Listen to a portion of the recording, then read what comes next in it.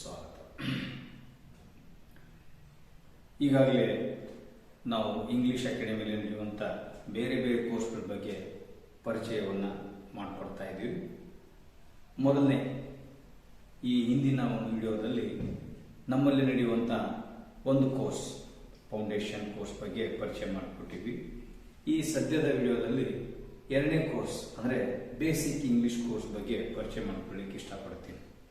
ಈಗಾಗಲೇ ನಾನು ಮೊದಲನೇ ವಿಡಿಯೋದಲ್ಲಿ ಹೇಳಿದಂತೆ ಯಾರಿಗೆ ಪ್ರಾರಂಭದಿಂದ ಇಂಗ್ಲಿಷ್ ಕಲಿಬೇಕಾಗಿದೆಯೋ, ನಮಗೆ ಈಗ ಸದ್ಯ ಇಂಗ್ಲಿಷ್ ಓದಲಿಕ್ಕೆ ಬರೀಲಿಕ್ಕೆ ಬರೋದಿಲ್ಲ ಅನ್ನೋ ವಿದ್ಯಾರ್ಥಿಗಳಿಗೆ ನಾವು ಫೌಂಡೇಶನ್ ಕೋರ್ಸ್ ಕೊಡ್ತೀವಿ.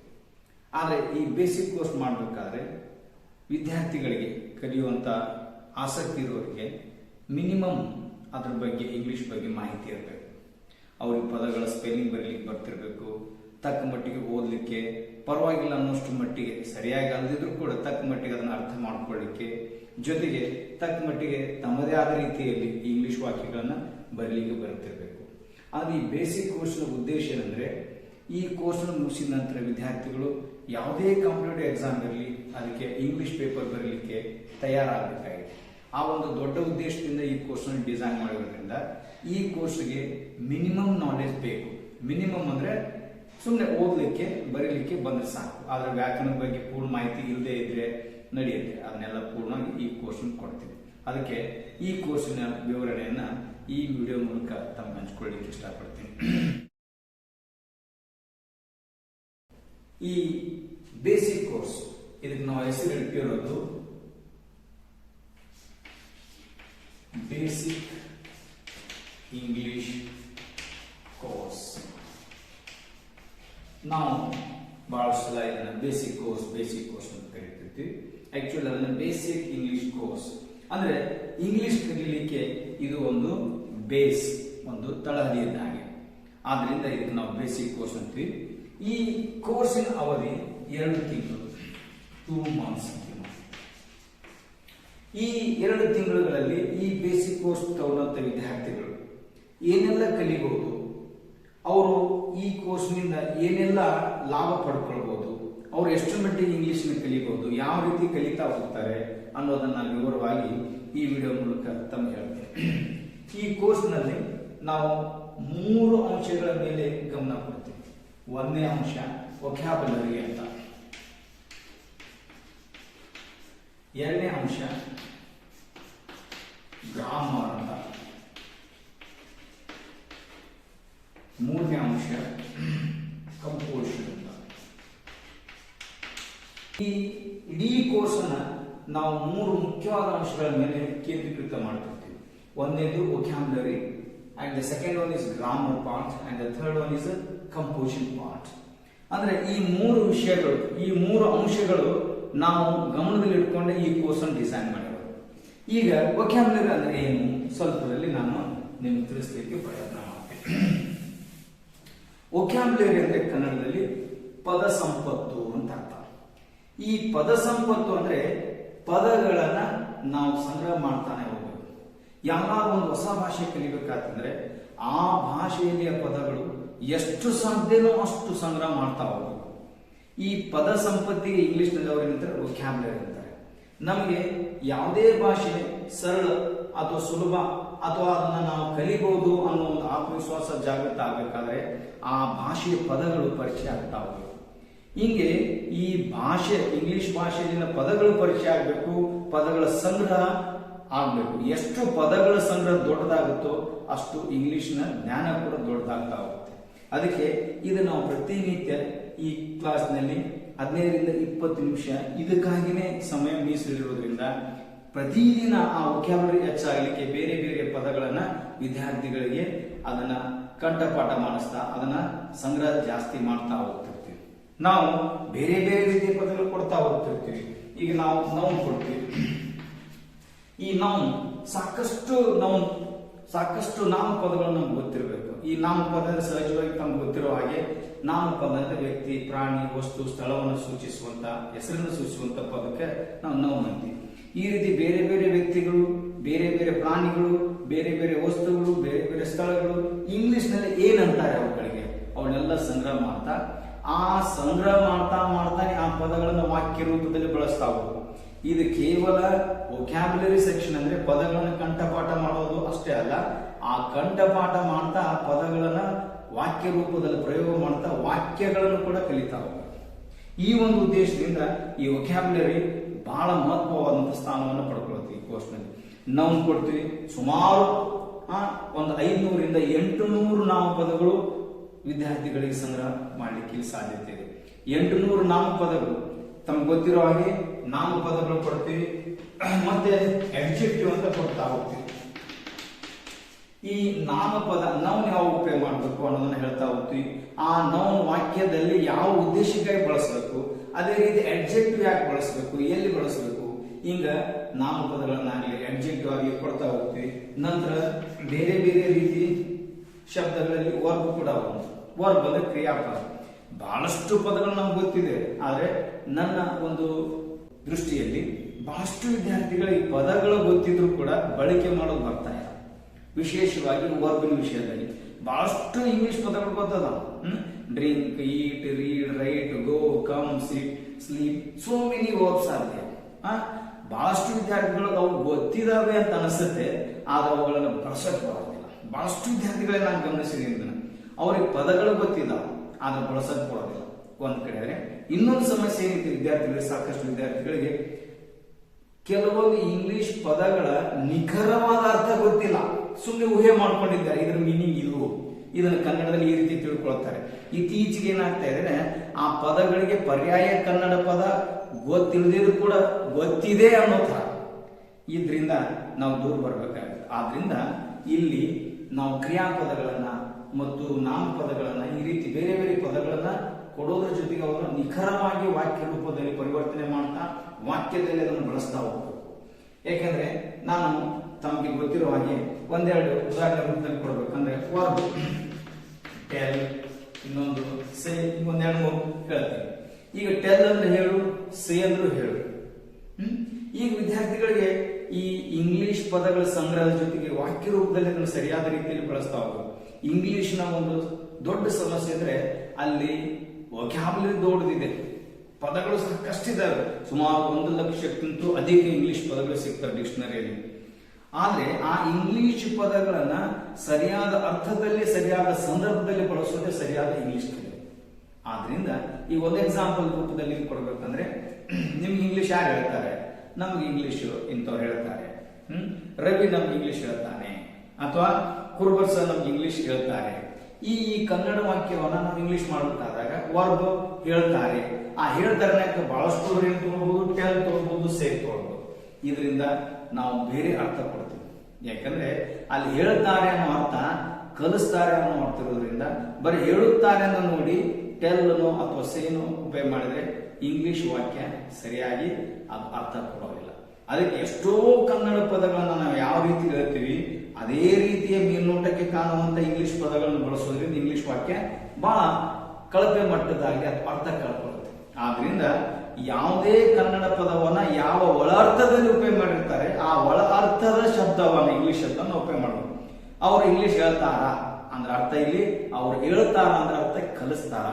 ಅವಾಗ ಹೇಳ್ತಾರೆ ಅಂತ ನಾವು ಕನ್ನಡದಾಗಿದ್ರು ಕೂಡ ಇಂಗ್ಲಿಷ್ ನಲ್ಲಿ ವರ್ಕ್ ತಗೊಳ್ಳೋದು ಟೆಲ್ಲೋ ಅಲ್ಲ, ಸೇನೋ ಅಲ್ಲ, ಟೀಚ್. ಈ ರೀತಿ ಮೇಲ್ನೋಟಕ್ಕೆ ಕನ್ನಡದಲ್ಲಿ ಕಾಣುವಂತ ಪದಗಳನ್ನೇ ಅದೇ ತರ ಇರುವಂತ ಅರ್ಥ ಕೊಡುವಂತ ಪದ ಇಂಗ್ಲಿಷ್ ಪದ ಬಳಸೋದಕ್ಕಿಂತಲೂ ಆ ಕನ್ನಡ ಪದ ಯಾವ ಅರ್ಥದಲ್ಲಿ ಬಳಸಿದೆ ಆ ಅರ್ಥವನ್ನು ಸೂಚಿಸುವಂತ ಇಂಗ್ಲಿಷ್ ಪದ. ಅವ್ರು ಇಂಗ್ಲಿಷ್ ಹೇಳ್ತಾರ, ಅವ್ರು ಇಂಗ್ಲಿಷ್ ಹೇಳ್ತಾರ ಅಂದ್ರೂ ಕೂಡ ಇಲ್ಲಿ ಹೇಳ್ತಾರ ಅಂದ್ರೆ ಅವ್ರಿಗೆ ಕಲಿಸ್ತಾರ ಅನ್ನೋ ಅರ್ಥದಲ್ಲಿ ಹೇಳ್ತಾರ ಅಂತ ನಾವು ಕನ್ನಡದಲ್ಲಿ ಬಳಸಿರ್ತೀವಿ. ಆದ್ರೆ ಅದೇ ಹೇಳ್ತಾರ ಅನ್ನಕ್ಕೆ ನಾವು ಟೆಲ್ಲನೋ ಸೇನೋ ಬಳಸಿದ್ರೆ ಇಂಗ್ಲಿಷ್ ವಾಕ್ಯ ಸರಿ ಆಗುತ್ತೆ. ಅದಕ್ಕೆ ನಾವು ಪರ್ಯಾಯವಾಗಿ ಹೇಳ್ತಾರೆ ಅಂದ್ರೂ ಕೂಡ ಉದ್ದೇಶ ಆ ಶಬ್ದದ ಹಿಂದಿನ ಉದ್ದೇಶ ಕಲಿಸ್ತಾರೆ ಅನ್ನೋದು. ಆದ್ರಿಂದ ಹೇಳ್ತಾರೆ ಅಂತ ಇಂಥ ಸಂದರ್ಭದಲ್ಲಿ ಇದ್ರೂ ಕೂಡ ಅದಕ್ಕೆ ಇಂಗ್ಲಿಷ್ ಪದ ಟೀಚ್ ಅಂತ ಬಳಸ್ಬೇಕು. ಇನ್ನೊಂದು ಉದಾಹರಣೆ ಕೊಡ್ತೀನಿ. ಅವ ಚಾ ಮಾಡಾಕತ್ತ, ನಮ್ಮ ತಾಯಿ ಚಾ ಮಾಡಾಕತ್ತ. ಈಗ ಮಾಡು ಅಂದ್ಕೊಳ್ಳಿ ತಲೆಗೆ ಬರ್ತೈತಿ, ಡು ಅಂತ ಬರುತ್ತೆ. ಚಾ ಮಾಡಾಕತ್ತಾಳ, ನಮ್ಮ ತಾಯಿ ಚಾ ಮಾಡಾಕತ್ತಾಳ. My mother does tea wrong. ಇಲ್ಲಿ ಮಾಡೋನಕ್ಕೆ ಡು ಅಂತ ಗೊತ್ತಿರ್ತೈತಿ, ಆದ್ರೆ ಅಲ್ಲಿ ಒಳ ಅರ್ಥ ತಯಾರಿಸು, ತಯಾರು ಮಾಡು.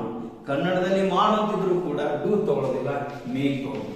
ಮೈ ಮದರ್ ಮೇಕ್ಸ್ ಟೀ, ಮಾಡ್ತಾಳೆ. ಹಿಂಗೆ ಸರಿಯಾದ ಇಂಗ್ಲಿಷ್ ಪದಗಳನ್ನ ಸರಿಯಾದ ಅರ್ಥದಲ್ಲಿ ಸರಿಯಾದ ಸಂದರ್ಭದಲ್ಲಿ ಬಳಸೋಕೆ ವಿದ್ಯಾರ್ಥಿಗಳು ತಯಾರಾಗಬೇಕು. ಈ ನಿಟ್ಟಿನಲ್ಲಿ, ಈ ದೃಷ್ಟಿಕೋನದಲ್ಲಿ, ಈ ಉದ್ದೇಶದಿಂದ ಈ ಅಂಶವನ್ನು ನಾವು ಬಹಳ ಗಂಭೀರವಾಗಿ ತಗೋತೀವಿ. ಈಗ ವೊಕ್ಯಾಬ್ಯುಲರಿ ಅಂದ್ರೆ ಪದಗಳನ್ನ ಸಂಗ್ರಹ ಅಷ್ಟೇ ಅಲ್ಲ, ಆ ಸಂಗ್ರಹಿಸ್ತಾ ಹೋಗುವಂತ ಪದಗಳ ಸರಿಯಾದ ಬಳಕೆ ಕೂಡ ವಿದ್ಯಾರ್ಥಿಗಳಿಗೆ ಗೊತ್ತಾಗಬೇಕು. ಆದ್ರಿಂದ ಈ ರೀತಿ ಭಿನ್ನ ಭಿನ್ನವಾದ ಪದಗಳು ಅವರು ಸಂಗ್ರಹಿಸ್ತಾರೆ, ಅವುಗಳನ್ನು ವಾಕ್ಯದಲ್ಲಿ ಬಳಸ್ತಾರೆ. ಅಡ್ಜೆಕ್ಟಿವ್ ಕಲಿತಾರೆ, ಅವುಗಳನ್ನು ಕೂಡ ವಾಕ್ಯದಲ್ಲಿ ಯಾವ ಉದ್ದೇಶಕ್ಕಾಗಿ ಬಳಸಬೇಕು, ನೌನ್ ಯಾವ ಉದ್ದೇಶಕ್ಕಾಗಿ ಬಳಸಬೇಕು ಕಲಿಬೇಕು. ಅಡ್ಜೆಕ್ಟಿವ್ ಅದಕ್ಕಾಗಿ ಬಳಸ್ತಾರೆ, ಬರೀ ಅಡ್ಜೆಕ್ಟಿವ್ ಅಂದ್ರಲ್ಲ. ಅಡ್ಜೆಕ್ಟಿವ್ ಅಂದ್ರೆ ಏನು, ನೌನ್ಗೂ ಅದಕ್ಕೇನು ವ್ಯತ್ಯಾಸ. ನೌನ್ ಜಾಗದಲ್ಲಿ ಅಡ್ಜೆಕ್ಟಿವ್ ಬರೋದಿಲ್ಲ, ಅಡ್ಜೆಕ್ಟಿವ್ ಜಾಗದಲ್ಲಿ ನೌನ್ ಬರೋದಿಲ್ಲ. ನೌನ್ ಉದ್ದೇಶನೇ ಬೇರೆ, ಅಡ್ಜೆಕ್ಟಿವ್ ಉದ್ದೇಶನೇ ಬೇರೆ, ವರ್ಬಿನ ಉದ್ದೇಶನೇ ಬೇರೆ. ವರ್ಬ್ ಅಂದ್ರೆ ಕ್ರಿಯೆಯನ್ನು ಸೂಚಿಸೋ ಉದ್ದೇಶ. ಅಡ್ಜೆಕ್ಟಿವ್ ಅಂದ್ರೆ ವ್ಯಕ್ತಿ ಹೇಗಿದ್ದಾನೆ ಅಂತ ಹೇಳೋದು. ರವಿ ಒಳ್ಳೆಯವನಿದ್ದಾನೆ, ರವಿ ಇಸ್ ಗುಡ್. ಇಲ್ಲಿ ಒಳ್ಳೆಯವನಿದ್ದಾನೆ, ಹೇಗಿದ್ದಾನೆ, ಅವನ ಗುಣವನ್ನ, ಅವನನ್ನ ಸ್ವಭಾವವನ್ನು ಹೇಳೋದ್ರಿಂದ ಅಲ್ಲಿ ಹೇಗೆ ಇದ್ದಾನೆ ಅನ್ನೋಕೆ ಅಡ್ಜೆಕ್ಟಿವ್. ಅದು ಹೇಗಿದೆ, ಅದು ಕ್ರೂರವಾಗಿದೆ, ಇಟ್ ಇಸ್ ಕ್ರೂಯಲ್, ಅಲ್ಲಿ ಅಡ್ಜೆಕ್ಟಿವ್ ಬಳಸಬೇಕು. ಅದೇ ಅವನು ಏನಿದ್ದಾನೆ, ಅವನು ಡಾಕ್ಟರ್ ಇದ್ದಾನೆ, ಅವನು ಇಂಜಿನಿಯರ್ ಇದ್ದಾನೆ, he is a doctor. Noun. ಈ ರೀತಿ ನೌನ್ಗಳ ಬಳಕೆ ಯಾವ ಉದ್ದೇಶಕ್ಕಾಗಿ ಆಗಬೇಕು, ಅಡ್ಜೆಕ್ಟಿವ್ಗಳ ಬಳಕೆ ಆಗಬೇಕು, ಮತ್ತು ವರ್ಬ್, ವಿಶೇಷವಾಗಿ ವರ್ಬ್. ಈ ವರ್ಬಿನ ವಿವಿಧ ರೂಪಗಳನ್ನು ನಾವು ಮತ್ತೆ ಗ್ರಾಮರ್ ಕಲಿಸೋ ಅಂಶದಲ್ಲಿ ಬಹಳಷ್ಟು ವಿವರವಾಗಿ ನಾನು ವಿವರಣೆ ಕೊಡ್ತೀನಿ. ಇಲ್ಲಿ ಎಷ್ಟೋ ಪದಗಳು, ಶಬ್ದಗಳು ಇಂಗ್ಲಿಷ್ ನಲ್ಲಿ ನೋಡಿರ್ತೀವಿ. ಈಟ್, ಏಟ್, ಈಟನ್, ಗೋ, ವೆಂಟ್, ಗಾನ್. ಹಿಂಗ ವರ್ಬಿನ ಬೇರೆ ಬೇರೆ ರೂಪಗಳಿದಾವೆ. ಈ ಬೇರೆ ಬೇರೆ ರೂಪಗಳು ಗೊತ್ತಿರಬೇಕು. ಯಾಕಂದ್ರೆ ನಾವು ಕನ್ನಡದಲ್ಲಿ ಅನೇಕ ಕ್ರಿಯಾಪದಗಳನ್ನು ಪರಿಚಯ ಮಾಡ್ಕೊಂಡಿರ್ತೀವಿ. ಉದಾಹರಣೆಗಾಗಿ ಒಂದು ಹೇಳಿದ್ರೆ ತಿನ್ನು. ಈ ತಿನ್ನು ಅನ್ನೋದು ನಾನು ಇಂದು ಒಂದು ಹಣ್ಣನ್ನು ತಿನ್ನು ಅನ್ನೋದಿಲ್ಲ. ನಾನು ಇಂದು ಒಂದು ಹಣ್ಣನ್ನು ತಿನ್ನುತ್ತೇನೆ. ನಾನು ನಿನ್ನೆ 2 ಹಣ್ಣುಗಳನ್ನು ತಿನ್ನು ಅನ್ನೋದಿಲ್ಲ, ತಿಂದೆನು ಅಂತೀನಿ. ನಾನು ಈಗಾಗಲೇ 2 ಹಣ್ಣುಗಳನ್ನು ತಿಂದಿದ್ದೇನೆ, ತಿನ್ನು ಅನ್ನೋದಿಲ್ಲ. ಈ ತಿನ್ನು ಅನ್ನೋದೇ ನಾನು ಕ್ರಿಯೆ ಮಾಡುವ ಸಮಯಕ್ಕನುಗುಣವಾಗಿ ತಿನ್ನುತ್ತೇನೆ ಆಗ್ಬೋದು, ತಿಂದೇನು ಆಗ್ಬೋದು, ತಿಂದಿದ್ದೇನೆ, ತಿನ್ನುತ್ತಿದ್ದೇನೆ, ತಿನ್ನಬೇಕು, ತಿನ್ನಬಹುದು, ತಿನ್ನಬಲ್ಲೆ. ಹೀಗೆ ವರ್ಬಿನ ಬೇರೆ ಬೇರೆ ರೂಪಗಳು ಗೊತ್ತಿದೆ. ಕನ್ನಡದಲ್ಲಿ ಏನು ಸಹಜವಾಗಿ ನಮಗೆ ಬೇರೆ ಬೇರೆ ರೂಪಗಳು ಪರಿಚಯ ಇದೆ, ಇಂಗ್ಲಿಷ್ ನಲ್ಲಿ ಆಗಬೇಕು. ಅದಕ್ಕಾಗಿ ಈ ವರ್ಬಿನ 3 ರೂಪಗಳು ವಿಶೇಷವಾಗಿ present tense, past tense, past participle. ಅಂದ್ರೆ present tense, past tense, past participle. Go, went, gone, eat, eat, eaten, break, broke, broken.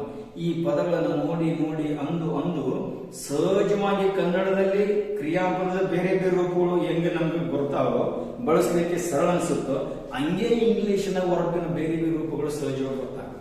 ಬೇರೆ ಬೇರೆ ಇಲ್ಲಿ ಅಭ್ಯಾಸಗಳನ್ನು ಮಾಡೋದ್ರಿಂದ, ತರಬೇತಿ ಕೊಡೋದ್ರಿಂದ ವಿದ್ಯಾರ್ಥಿಗಳು ಇವನ್ನೆಲ್ಲಾನು ಕಲೆ ಹಾಕ್ತಾರೆ ಮತ್ತು ವಾಕ್ಯದಲ್ಲಿ ಬಳಸ್ತಾ ಹೋಗ್ತಾರೆ. ಆ ನಂತರ ಒಂದೊಂದೇ ವರ್ಬ್ ನಂತರ ಅವರಿಗೆ 2 ವರ್ಬ್ಗಳು ಕೊಡ್ತೀವಿ. ಆ 2 ವರ್ಬಿನ ಉದ್ದೇಶ ಏನು, 2 ವರ್ಬ್ನ ಸಂಗ್ರಹ ಮಾಡ್ತಾ ಹೋಗ್ತಾರೆ.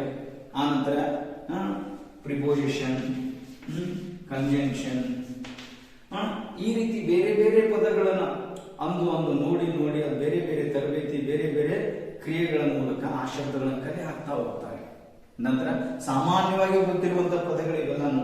ಆದ್ರೆ ಸಾಮಾನ್ಯವಾಗಿ ಗೊತ್ತಿರುವಂತಹ ಪದಗಳನ್ನ ಸಹಜವಾಗಿ, ಸರಳವಾಗಿ, ಸುಲಭವಾಗಿ ಮತ್ತು ಆತ್ಮವಿಶ್ವಾಸದಿಂದ, ಬಹಳ ಆತ್ಮವಿಶ್ವಾಸದಿಂದ ಪದಗಳ ಬಳಕೆ ಆಗುವುದು ವಾಕ್ಯದಲ್ಲಿ ಬಹಳ ಮುಖ್ಯ ವಿಷಯ.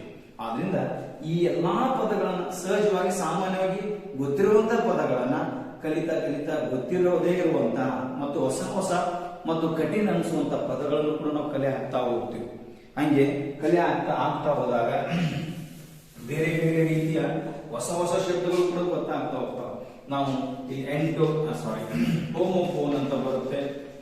ಈ ಹೋಮೋಫೋನ್ ಅಂದ್ರೆ ಸೌಂಡ್ ಒಂದೇ, ಸ್ಪೆಲ್ಲಿಂಗ್ ಬೇರೆ ಬೇರೆ ಇರುತ್ತೆ. ನಂತರ ಹೋಮೋನಿಮ್ಸ್ ಅಂತ ಬರ್ತವೆ. ಇವುಗಳನ್ನ ವೊಕ್ಯಾಬ್ಯುಲರಿ ಆಗಿ ತಗೋತಾ ಹೋಗ್ತೀವಿ. ಈಗ ಹೋಮೋಫೋನ್ ಅಂದ್ರೆ ವೀಕ್, ನೋಡ್ಲಿಕ್ಕೆ, ಅನ್ಲಿಕ್ಕೆ ಸೌಂಡಿನಲ್ಲಿ ವೀಕ್ ಅಂತಿದೆ, ಸ್ಪೆಲ್ಲಿಂಗ್ ನಲ್ಲಿ ವ್ಯತ್ಯಾಸ ಇದೆ. WEEK ವೀಕ್ ಅಂದ್ರೆ ವಾರ, WEAK ವೀಕ್ ಅಂದ್ರೆ ಅಶಕ್ತ. ಈ ರೀತಿ ಒಂದೇ ತರ ಅನ್ನುವ ಆದ್ರೆ ಭಿನ್ನವಾದಂತ ಸ್ಪೆಲ್ಲಿಂಗ್ ಅನ್ನು ಉಳ್ಳಂತ ಶಬ್ದಗಳನ್ನು ನಾವು ಪರಿಚಯ ಮಾಡ್ಕೊಳ್ತಾ ಹೋಗ್ಬೇಕು. ಹಂಗೆ ಹೋಮೋನಿಮ್ಸ್ ಅಂದ್ರೆ ಸ್ಪೆಲ್ಲಿಂಗ್ ಒಂದೇ ಇದೆ, ಹೆಂಗೆ ಫಾರ್ ಎಕ್ಸಾಂಪಲ್ ಬಾಲ್, ಇನ್ನೊಂದು ಬಾಲ್. ಈ ಬಾಲ್ ಅಂದ್ರೆ ಸಹಜವಾಗಿ ಗೊತ್ತಿರೋದು ಎಲ್ಲರಿಗೂ ಚೆಂಡು. ಆದ್ರೆ ಇನ್ನೊಂದು ಅರ್ಥ ಅದಕ್ಕೆ ಬಾಲ್ ಅಂದ್ರೆ ನರ್ತನ ಗೋಷ್ಠಿ, ಡಾನ್ಸ್ ಪ್ರೋಗ್ರಾಮ್ ಅಂತ ಹೇಳ್ಕೋಬಹುದು. ಈ ರೀತಿ ಅನೇಕ ಪದಗಳು ಬರ್ತವೆ. ಅನ್ಲಿಕ್ಕೆ ಒಂದೇ ತರ ಹೋಮೋಫೋನ್ ಶಬ್ದದಲ್ಲಿ ಸ್ಪೆಲ್ಲಿಂಗ್ ನಲ್ಲಿ ಭಿನ್ನವಾದ ಅರ್ಥದಲ್ಲಿ ಬಳಕೆ ಆಗ್ತವೆ. ಹೋಮೋನಿಮ್ಸ್ ಅಂತ ಬರ್ತವೆ, ನೋಡ್ಲಿಕ್ಕೆ ಸ್ಪೆಲ್ಲಿಂಗ್ ನಲ್ಲಿ ಎರಡೂ ಒಂದೇ, ಅನ್ನೋದು ಕೂಡ ಒಂದೇ, ಆದ್ರೆ ಬಳಕೆ ಬೇರೆ ಬೇರೆ ಇರ್ತದೆ. ಹಿಂಗಾಗಿ ಇವೆಲ್ಲ ಪದಗಳನ್ನು ಪರಿಚಯ ಮಾಡ್ಕೊಳ್ತಾ ಹೋಗ್ಬೇಕು. ಸಹಜವಾಗಿ ಇನ್ನೊಂದು ಉದಾಹರಣೆ ಕೊಡೋದ್ರೆ ಡೇಟ್ ಅಂದ್ರೆ ತಾರೀಕು, ಇನ್ನೊಂದು ಡೇಟ್ ಅಂದ್ರೆ ಖರ್ಜೂರ.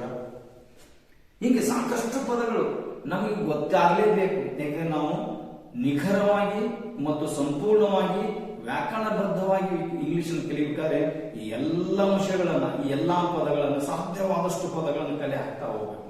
ಆದ್ರಿಂದ ನಮ್ಮ ಮುಖ್ಯ ಉದ್ದೇಶ ಈ ಭಾಗದಲ್ಲಿ ವೊಕ್ಯಾಬುಲರಿಯನ್ನ, ವಿದ್ಯಾರ್ಥಿಗಳ ಪದ ಸಂಪತ್ತನ್ನ, ಪದಗಳ ಸಂಗ್ರಹವನ್ನ ಜಾಸ್ತಿ ಮಾಡ್ತಾ ಹೋಗ್ಬೇಕು.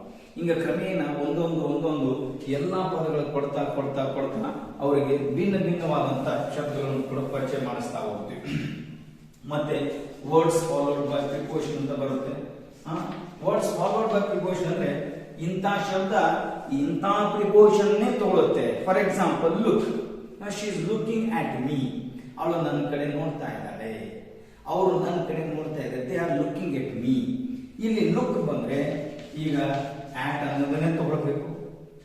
ಯಾಕೆ ಯಾವ ಪದ ಬಂದ್ರೆ ಯಾವ ಪ್ರಿಪೋಷನ್ ತಗೊಳ್ಬೇಕು ಅಂತ ನಾವು ಪ್ರಾರಂಭದಲ್ಲೇ ಈ ವೊಕ್ಯಾಬುಲರಿ ಸೆಕ್ಷನ್ ನಲ್ಲಿ ಕಲಿತಾ ಹೋಗೋದ್ರಿಂದ ವಾಕ್ಯದಲ್ಲಿ ಅವುಗಳ ಸರಿಯಾಗಿ ವ್ಯಾಕರಣಬದ್ಧವಾಗಿ ಬಳಸಬಹುದು, ಬಹಳ ಸರಳವಾಗಿ. I am interested in music, ನಾನು ಮ್ಯೂಸಿಕ್ ನಲ್ಲಿ, ಸಂಗೀತದಲ್ಲಿ ಆಸಕ್ತನಿದ್ದೇನೆ, ಇಂಟ್ರೆಸ್ಟೆಡ್. ಈ ಇಂಟ್ರೆಸ್ಟೆಡ್ ಅನ್ನೋ ಅಡ್ಜೆಕ್ಟಿವ್ ಬಂದ್ರೆ ಇನ್ ಬರಲೇಬೇಕು. I am afraid of dogs, ನಾನು ನಾಯಿಗಳ ಬಗ್ಗೆ ಹೆದರುತ್ತೇನೆ. ಈ ಅಫ್ರೇಡ್ ಬಂದ್ರೆ ಅಲ್ಲಿ ಏನ್ ಬರಲೇಬೇಕು, ಆಫ್ ಬರಲೇಬೇಕು. ಈ ರೀತಿ ವರ್ಡ್ಸ್ ಅಂದ್ರೆ ಯಾವ ನೌನ್ ಬಂದ್ರೆ ಯಾವ ಪ್ರಿಪೋಷನ್ ಬರುತ್ತೆ, ಯಾವ ಅಡ್ಜೆಕ್ಟಿವ್ ಬಂದ್ರೆ ಯಾವ ಪ್ರಿಪೋಷನ್ ಬರುತ್ತೆ, ಯಾವ ವರ್ಬ್ ಬಂದ್ರೆ ಯಾವ ಪ್ರಿಪೋಷನ್ ಬರುತ್ತೆ, ಇದು ಕೂಡ ಗೊತ್ತಾಗಲ್ಲ. ಇಲ್ಲಿ ವೊಕ್ಯಾಬುಲರಿ ಅಂದ್ರೆ ಸುಮ್ಮನೆ ಗೊತ್ತಿರುವಂತ ಒಂದು 100-200 ಪದಗಳು ಅಷ್ಟೇ ಅಲ್ಲ, ಗೊತ್ತಿರುವಂತ ಸಹಜವಾಗಿ ಗೊತ್ತಿರುವಂತ ಪದಗಳನ್ನ ಬಳಕೆ ಮಾಡಿಕೊಂಡು ಅದನ್ನ ನಿಖರವಾಗಿ ಬಳಸೋದನ್ನು ಕಲಿಬೇಕು. ಹಿಂಗೆ ಭಿನ್ನ ಭಿನ್ನವಾದಂತ ಪದಗಳನ್ನು ಕಲೆ ಹಾಕ್ತಾ ಸಂಗ್ರಹಿಸ್ತಾ ಅವುಗಳನ್ನು ಬಳಕೆ ಮಾಡ್ತಾ ಹೋಗ್ಬೇಕು. ಕ್ರಮೇಣ ಎಲ್ಲ ಪದಗಳನ್ನ ನಾವು ಅಭ್ಯಾಸ ಮಾಡ್ತಾ ಮಾಡ್ತಾ ಮಾಡ್ತಾ ಕೊನೆಗೆ ಆಂಟೋನಿಮ್ಸ್ ಅಂತ ಬರ್ತೀವಿ, ನಂತರ ಸಿನೋನಿಮ್ಸ್ ಅಂತ ಬರ್ತೀವಿ. ಆಂಟೋನಿಮ್ಸ್ ಅಂದ್ರೆ ವಿರುದ್ಧ ಪದಗಳು. ನಮ್ಮ ಉದ್ದೇಶ ಈ ಭಾಗದಲ್ಲಿ ಅಂದ್ರೆ ವೊಕ್ಯಾಬುಲರಿ ದೃಷ್ಟಿಕೋನದಲ್ಲಿ ಏನಂದ್ರೆ ಎಷ್ಟು ಸಾಧ್ಯವಿದೆ ಅಷ್ಟು ಇಂಗ್ಲಿಷ್ ಪದಗಳನ್ನು ಕಲೆ ಹಾಕೋದು, ನಿಖರವಾದ ಅರ್ಥ ತಿಳ್ಕೊಂಡು ಅವುಗಳ ವಾಕ್ಯದಲ್ಲಿ ಬಳಸಲಿಕ್ಕೆ ಕಲಿಬೇಕಾಗಿದೆ. ಆಂಟೋನಿಮ್ಸ್ ಅಂದ್ರೆ ವಿರುದ್ಧ ಪದಗಳು. ಈ ವಿರುದ್ಧ ಪದಗಳು ಗೊತ್ತಿದೆ ನಿಮ್ಗೆ, ಸ್ಟ್ರಾಂಗ್, ವೀಕ್ ಗೊತ್ತಿದೆ ನಿಮ್ಗೆ, ರಿಚ್, ಪೂರ್ ಗೊತ್ತಿದೆ, brave, coward, so many antonyms of their. ಆದ್ರೆ ಈ ಮೂಲಕ ಪದಗಳ ವಿರುದ್ಧ ಶಬ್ದಗಳನ್ನ ಅರ್ಥ ಮಾಡಿಕೊಂಡು ಬಳಕೆಯನ್ನು ಕೂಡ ನಾವು ಕಲಿತೀವಿ. ಹಂಗೆ ಸಿನೋನಿಮ್ಸ್ ಹೋಗ್ತೀವಿ. ಈ ಸಿನೋನಿಮ್ಸ್ ಅಂದ್ರೆ ಸಮಾನಾರ್ಥ ಪದಗಳು.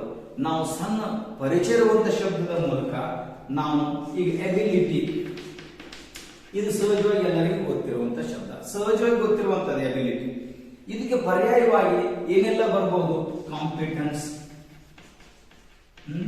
ಎಬಿಲಿಟಿ, ನಂತರ ಕಾಂಪಿಟೆನ್ಸ್ ಅರ್ಥದಲ್ಲಿ ತಗೊಳ್ಬಹುದು, ಮೆಂಟಲ್ ಪವರ್ ಅಂತ ತಗೊಳ್ಬಹುದು, ಸ್ಕಿಲ್ ಅಂತ ತಗೊಳ್ಬಹುದು, ಶಾರ್ಪ್ನೆಸ್ ಅಂತ ತಗೊಳ್ಬಹುದು.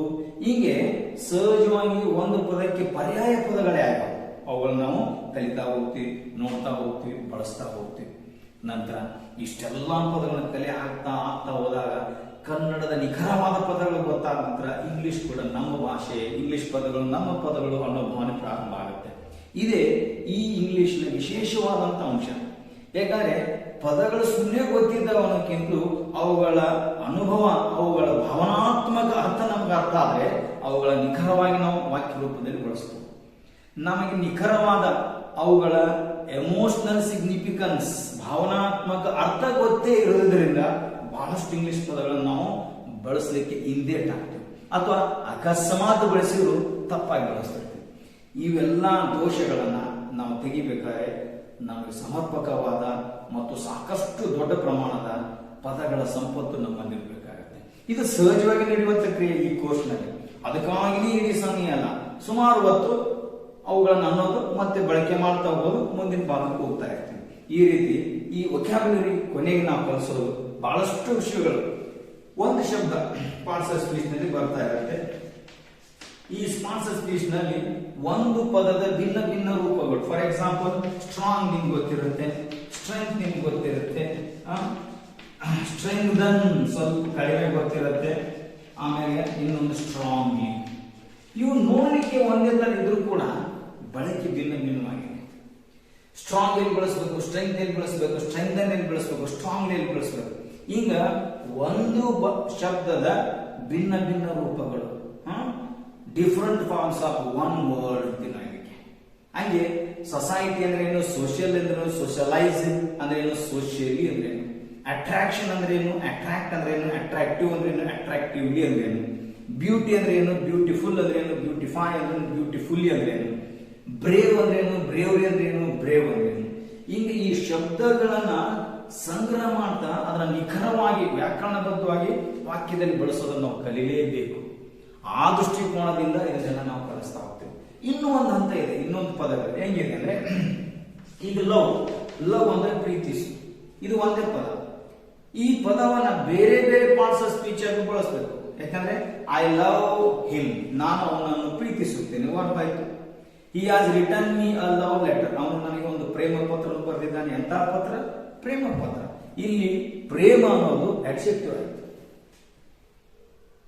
ಹೀಗೆ ಒಂದು ಶಬ್ದನ ಭಿನ್ನ ಭಿನ್ನವಾದ ಪಾರ್ಟ್ಸ್ ಆಫ್ ಸ್ಪೀಚ್ ಉಪಯೋಗ ಮಾಡೋದನ್ನು ನಾವು ಗೊತ್ತಿರಬೇಕು, ಅಥವಾ ಒಂದು ಶಬ್ದದ ಭಿನ್ನ ಭಿನ್ನ ರೂಪಗಳನ್ನ ನಾವು ಬಳಸೋದು ಕೂಡ ಕಲ್ತಿರ್ಬೇಕು. ಕೊನೆಗೆ ಇಷ್ಟೆಲ್ಲ ಮುಗಿಸ್ತಾ ಬಹಳ ಇಂಪಾರ್ಟೆಂಟ್ ಸ್ಟೇಜಿಗೆ ಬರ್ತೀವಿ ನಾವು. ಈ ಸೆಕ್ಷನ್ ನಲ್ಲಿ ಏನ್ ಬರ್ತದೆ ಅಂದ್ರೆ, ನಿಮ್ಗೆ ಗೊತ್ತಿರುತ್ತೆ ಪ್ರೇಸಲ್ ವರ್ಬ್ ಅಂತ ಬರ್ತಾವ. ಪ್ರೇಸಲ್ ವರ್ಬ್ಸ್, ಪ್ರೇಸಲ್ ವರ್ಬ್ಸ್ ಅಂದ್ರೆ ಸರಳವಾಗಿ ಸದ್ಯ ತಿಳ್ಕೊಳ್ಳೋದಂದ್ರೆ, ಗಿವ್ ಒಂದು ವರ್ಬ್, ಅದಕ್ಕೆ ಗಿವ್ ಅಪ್ ಅಂದ್ಬಿಟ್ರೆ ಅದು ಒಂದು ನಿರ್ದಿಷ್ಟವಾದ ಅರ್ಥ ಬರುತ್ತೆ. ಬ್ರಿಂಗ್, ಅದಕ್ಕೆ ಒಂದು ಅಪ್ಪಕ್ಕೆ ಬ್ರಿಂಗ್ ಅಪ್. ಗಿವ್ ಇದು ಒಂದು ವರ್ಬ್, ಅದಕ್ಕೆ ಇನ್ ಅಂತಿದೆ, ಬೇರೆ ಅರ್ಥ. ಸರಳವಾಗಿ ನಾವು ತಿಳ್ಕೊಳ್ಬೇಕಂದ್ರೆ ಬಹಳ ನಮ್ಮ ಭಾಷೆ ಸುಂದರವಾಗಿ ಮಾಡುವಂತ ಪದಗಳಂದ್ರೆ ಪ್ರೇಸಲ್ ವರ್ಬ್ಸ್. ಈಗ ಬ್ರಿಂಗ್ ಅಂದ್ರೆ ತರು, ಅಪ್ ಅಂದ್ರೆ ಮೇಲೆ, ಮೇಲೆ ತರು ಅಂತ ಆಗುತ್ತೆ. ಆದ್ರೆ ಅದು ಒಳ ಅರ್ಥನೇ ಬೇರೆ ಬರುತ್ತೆ. ಬ್ರಿಂಗ್ ಅಪ್ ಅಂದ್ರೆ ಮೇಲೆ ತರು ಅಂದ್ರೆ ಬೆಳೆಸು, ಪೋಷಿಸು, ಸಾಕು, ಸಲವು ಅಂತ ಅರ್ಥ. ಇವು ಗೊತ್ತಿರ್ಬೇಕು ನಮ್ಗೆ. ಬ್ರಿಂಗ್ ಅಂದ್ರೆ ತರು, ಅಪ್ ಮೇಲೆ ತರು ಅಂದ್ರು ನಾವು ಸಹಜವಾಗಿ ಕನ್ನಡದಲ್ಲಿ ಬಳಸ್ತೀವಿ. ಆ ಮೂಲಕ ಕಷ್ಟಪಟ್ಟು ತನ್ನ ಮಕ್ಕಳು ಮ್ಯಾಲ್ ತಂದನ್ರಿ, ಮ್ಯಾಲ್ ತಂದ್ರಿ ಅಂದ್ರೆ ಅವ್ರನ್ನ ಬೆಳೆಸಿದನ್ರಿ. ಗಿವ್ ಇನ್, ಇಲ್ಲಿ ಗಿವ್ ಅಂದ್ರೆ ಕೊಡು, ಇನ್ನೊಂದು ಒಳಗೆ ಕೊಡೋದಲ್ಲ, ತಲೆಬಾಗು, ಶರಣಾಗತ ನಾವು. ವಂಡರ್ಫುಲ್. ಇವೆಲ್ಲ ಪ್ರೇಸಲ್ ವರ್ಬ್ಸ್ ನಾವು ಕಲಿತಾ ಹೋಗ್ತೀವಿ. ನಂತರ ಇಡಿಯಮ್ಸ್ ಕಲಿತೀವಿ.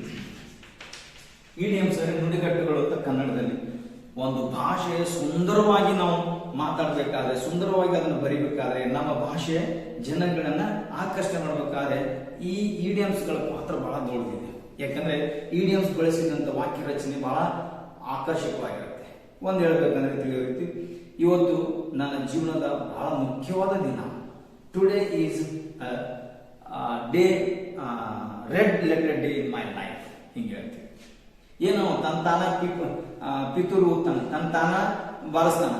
He is beating around the bush. Life is not bed of roses. ಜೀವನ ಹೂವಿನ ಹಸಿ ಅಲ್ಲ.